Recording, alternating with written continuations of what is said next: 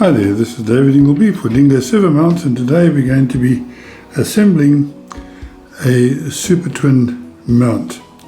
Now this comes pre-folded, so there's no issues with having to fold, and if you look at the main frame you'll find that there are two holes on the one side, and on the other side there are four. Now the four holes are for the bottom of the mount because that's where you'll put your extensions onto. The two holes are for the top of the mount. So let's make a start. The first thing we need to do is to get our servos sorted out and the horns made. Well, let's make the horns first. So the little horns, and these are a newer version, a purple version rather than the old brown ones, because they are slightly shorter. I've cut them off a little bit there because that was just extra plastic that just got in the way sometimes. The 1.6 and 1.6 by 8 screws go in from the back of the horn. They're screwed very easily. Don't over tighten them because you could break the plastic in the process, but just screw them all the way up. That's one done. We need two for this mount. So that's one, and this is two. These are the M1.6 by 8mm screws going into the horns. So that takes care of the horns. Now we need to set up the servos. Get some of this stuff out of the way. My trusty servo tester. Plug it on, and as always move it to the middle point so that it is centered. Then plug your servo on to this side there. The servo is now centered. Now what we need is we need one servo in that direction.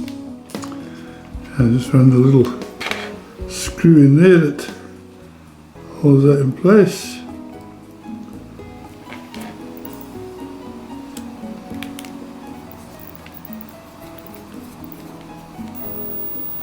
And then we'll also need the other servo in the opposite direction. So I'll show you what that looks like in a minute. Pop the servo on there. So we have one, let's say that's going that way, and this one needs to be the opposite hand, so we put the horn on that way. So we have one left hand and one right hand. Run that little screw in there so that nothing falls off.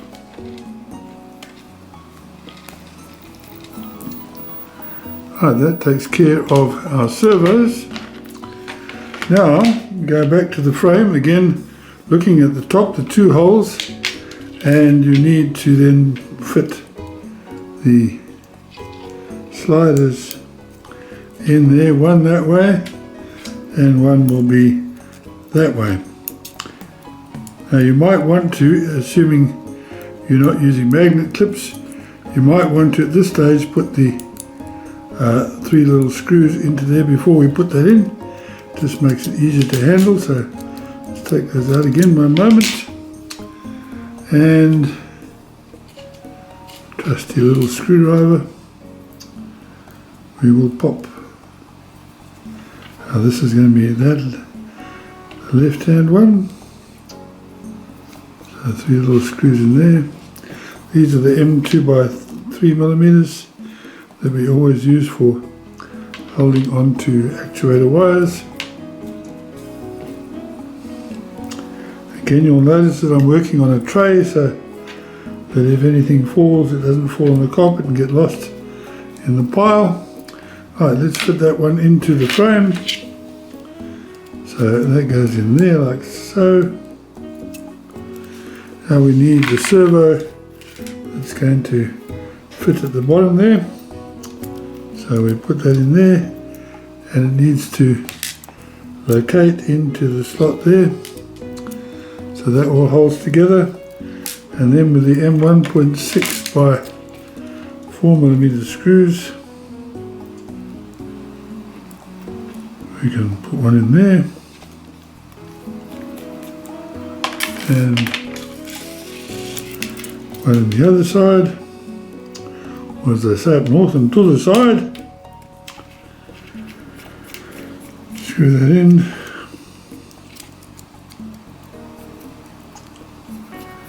and that one is then done. So now the other one would be the opposite hand, and I shall make that up quickly with the 3 little screws.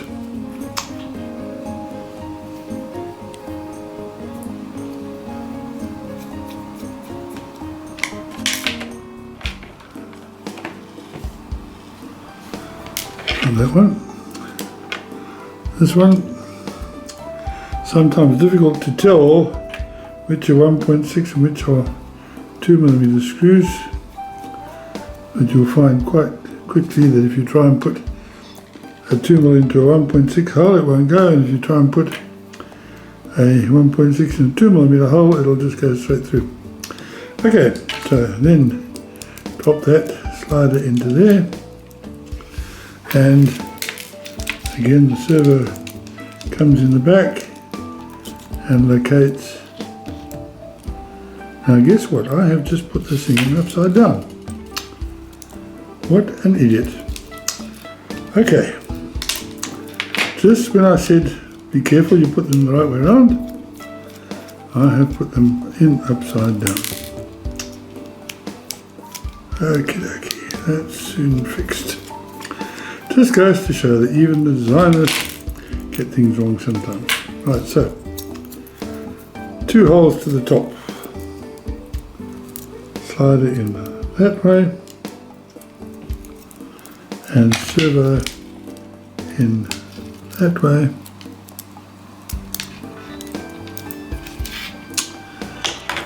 Screws in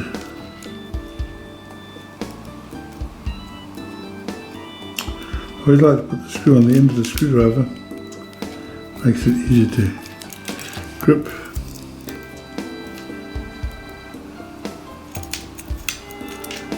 Right, so now we have the thing in the right way around,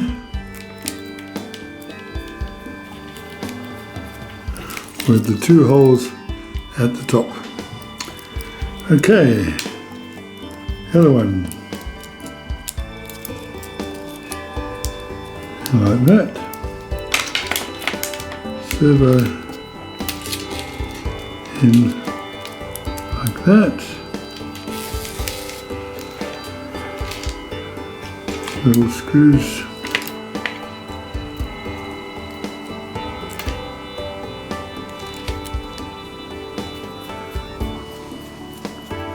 one in there, and one in there like so.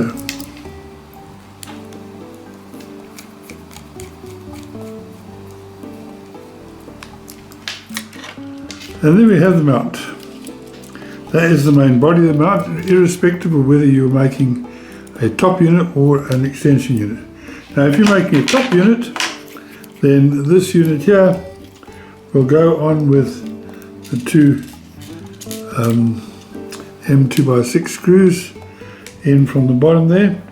If you're going for a bottom unit, then you would have the long screws going through there, and then the block would fit over the top like that. Easy if I put a screwdriver in there, and that would then screw into the base of a top unit. Or you could use a standard super slim signal if you just wanted a single one on the bottom. So that is the Slim Twin, brand new. They are now available in our online shop, and also available to buy at shows. I'm just going to take that out for a minute, and I'm going to remove that screw. I'm going to put in a long screw. Oh, that's why it won't go. And that goes into there. I'm going to put the top unit on there.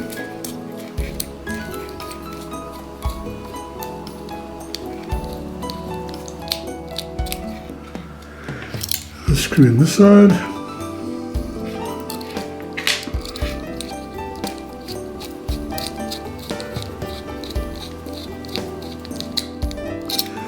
Here we have our standard top unit. The 3 slots here, the 2 outer slots are for the wires coming out of the normal 2 sliders. The middle one is if you put a single on the bottom, then the single wire would come through there. You can also replace these with our magnet clips, but please make sure you use the grey magnet clips, because they are the narrow, the very thin ones, which will fit in there quite easily.